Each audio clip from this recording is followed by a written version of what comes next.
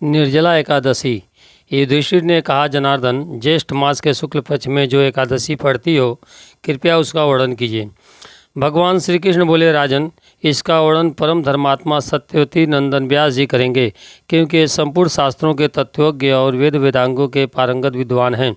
तब वेद व्यास जी ने कहने लगे, दोनों ही पक्षों की एकादशियों के दिन भोजन न करें। द्वादशी के दिन स्नान आदि से पवित्र हो फूलों से भगवान केशव की पूजा करें।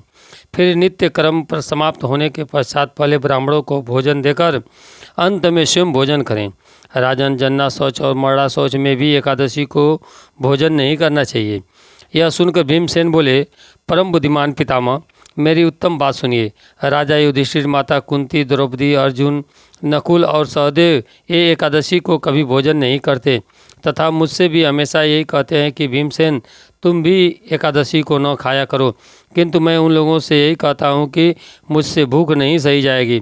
भीमसेन की बात सुनकर व्यास जी ने कहा, यदि तुम्हें स्वर्गलोक की प्राप्ति अभिष्ट है और नरक को दूषित समझते हो तो दोनों पक्षों की एकादशियों के दिन भोजन न करना। भीमसेन बोले, महाबुद्धिमान पितामह, मैं आपके सामने सच्ची बात कहता हूँ। एक बार भोजन करके भी मुझे व्रत नहीं किया जा सकता, फिर उपवास करके तो मैं रह ही कैसे सकता हूँ। मेरे उदर में वृक्क नाम की अग्नि सदा प्रज्वलित रहती है, अतः जब मैं बहुत अधिक खाता हूँ तभी यह शांत होती है। इसलिए महामुने, मैं वर्ष भर में केवल एक ही उपवास कर सकता हूँ, जिससे स्वर्ग की प्राप्ति सुलभ हो तथा जिसके करने में से मैं कल्याण का भागी हो सकूँ। ऐसा कोई एक व्रत निश्चय करके बताइए, मैं उसका यथोचित रूप से पालन करूँगा। व्यास जी ने कहा, भीम, ज्येष्ठ मास में सूर्य वृष राशि पर हो या मिथुन राशि पर शुक्ल पक्ष में जो एकादशी हो, उसका यत्नपूर्वक निर्जल व्रत करो। केवल कुल्ला या आचमन करने के लिए मुख में जल डाल सकते हो, उसको छोड़कर किसी प्रकार का जल विद्वान पुरुष मुख में न डाले, अन्यथा व्रत भंग हो जाता है। एकादशी को सूर्योदय से लेकर दूसरे दिन के सूर्योदय तक मनुष्य जल का त्याग करे तो यह व्रत पूर्ण होता है। तदंतर द्वादशी को प्रभात काल में स्नान करके ब्राह्मणों को विधिपूर्वक जल और स्वर्ण का दान करो। इस प्रकार सब कार्य पूरा करके जितेंद्रीय पुरुष ब्राह्मणों के साथ भोजन करें। वर्ष भर में जितनी एकादशियां होती हैं, उन सब का फल निर्जला एकादशी के सेवन से मनुष्य प्राप्त कर लेता है, इसमें तनिक भी संदेह नहीं। शंख चक्र और गदा धारण करने वाले भगवान केशव ने मुझसे कहा था कि यदि मानव सबको छोड़कर एकमात्र मेरी शरण में आ जाए और एकादशी को निराहार रहे तो वह सब पापों से छूट जाता है। एकादशी का व्रत करने वाले पुरुष के पास विशालकाय, विकराल आकृति और काले रंग वाले दंड पासधारी भयंकर यमदूत नहीं जाते। अंत काल में पीताम्बरधारी, सौम्य स्वभाव वाले, हाथ में सुदर्शन धारण करने वाले और मन के समान वेगशाली विष्णुदूत आखिर इस वैष्णव पुरुष को भगवान विष्णु के धाम ले जाते हैं। अतः निर्जला एकादशी को पूर्ण यत्न करके उपवास और श्री हरि का पूजन करें। स्त्री हो या पुरुष, यदि उसने मेरु पर्वत के बराबर भी महान पाप किया है हो तो यह सब इस एकादशी व्रत के प्रभाव से भस्म हो जाता है। जो मनुष्य उस दिन जल के नियम का पालन करता है वह पुण्य का भागी होता है। उसे एक प्रहर में कोटि कोटि स्वर्ण मुद्रा दान करने का फल प्राप्त होता सुना गया है। मनुष्य निर्जला एकादशी के दिन स्नान, दान, जप, होम आदि जो कुछ भी करता है वह सब अच्छा हो जाता है। यह भगवान श्री कृष्ण का कथन है। निर्जला एकादशी के दिन विधि पूर्वक उत्तम रीति से उपवास करके मानव वैष्णव पद को प्राप्त कर लेता है।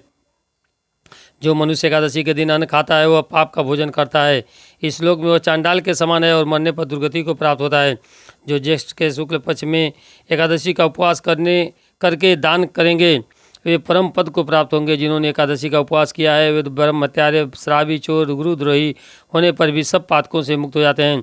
कुंती नंदन, निर्जला एकादशी के दिन श्रद्धालु स्त्री पुरुषों के लिए जो विशेष दान कर्तव्य है विहित है उन्हें सुनो। उस दिन जल में शयन करने वाले भगवान विष्णु का पूजन और जलमयी धेनु का दान करना चाहिए, अथवा प्रत्यक्ष धेनु का, घृतमयी धेनु का दान उचित है। पर्याप्त दक्षिणा और भांति भांति के मिष्ठानों द्वारा यत्नपूर्वक ब्राह्मणों को संतुष्ट करना चाहिए। ऐसा करने से ब्राह्मण अवश्य संतुष्ट होते हैं और उनके संतुष्ट होने पर भी श्री हरि मोक्ष प्रदान करते हैं। जिन्होंने सम, दम और दान में प्रवृत्त हो श्री हरि की पूजा और रात्रि में जागरण करते हुए इस निर्जला एकादशी का व्रत किया है, उन्होंने अपने साथ ही बीती हुई 100 पीढ़ियाँ और आने वाली 100 पीढ़ियों को भगवान वासुदेव के परम धाम पहुँचा दिया।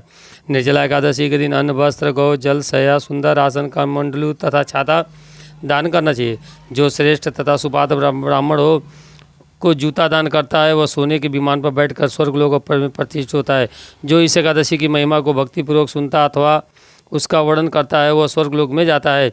चतुर्दशी युक्त अमावस्या को सुग्रहण के समय श्राद्ध करके मनुष्य जिस फल को प्राप्त करता है वही फल इसके श्रवण से प्राप्त होता है। पहले दंत धावन करके यह नियम लेना चाहिए कि मैं भगवान केशव की प्रसन्नता के लिए एकादशी के को निराहार रहकर आचमन के सिवा दूसरे जल का भी त्याग करूँगा।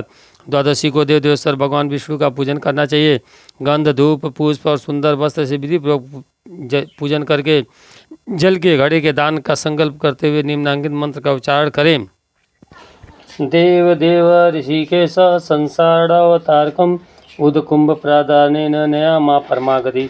संसार सागर से तारने वाले हे देव देव ऋषिकेश, इस जल के घड़े का दान करने से आप मुझे परम गति की प्राप्ति कराइए।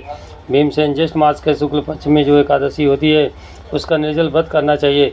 उस दिन श्रेष्ठ ब्राह्मणों को शक्कर से साथ जल के घड़े का दान करना चाहिए। ऐसा करने से मनुष्य भगवान विष्णु के समीप पहुंचकर आनंद का अनुभव करता है। तत्पश्चात द्वादशी को ब्राह्मण भोजन कराने के बाद स्वयं भोजन करे। जो इस प्रकार पूर्ण रूप से पापनाशनी एकादशी का परम व्रत करता है वह सब पापों से मुक्त अनामय पद को प्राप्त होता है। यह सुनकर भीमसेन ने भी इस शुभ एकादशी का व्रत आरंभ कर दिया। तब से यह लोक में पांडव द्वादशी के नाम से विख्यात हुई। हरिओम।